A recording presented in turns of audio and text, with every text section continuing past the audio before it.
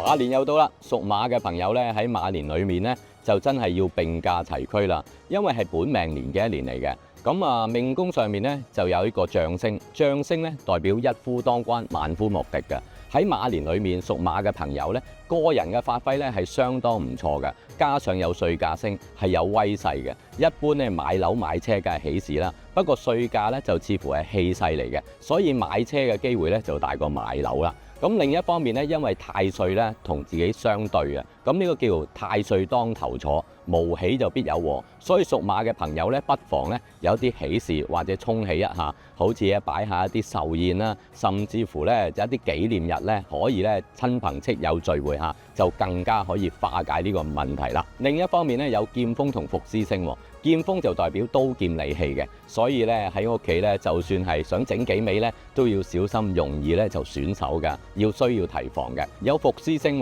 注意咧工作勞累，需要固本培元嘅。咁同時整體上面咧有三刑星嘅，就代表刑罰嘅，需要奉公守法嘅。不過我相信屬馬嘅朋友咧，本身就係務實，唔中意轉彎抹角嘅，所以呢個三刑星影響咧都唔係好大。不過亦都可以跟傳統喺立春之後咧，就去到太歲殿或者係一啲廟宇咧作攝太歲呢個傳統嘅文化，希望咧就提醒自己今年咧就慎言行啦。因為犯太歲嘅關係啦，咁長輩嘅健康問題同上司嘅衝突咧都比較容易嘅。咁今年咧個人咧就容易過分氣焰，要檢討下自己嘅脾性啦。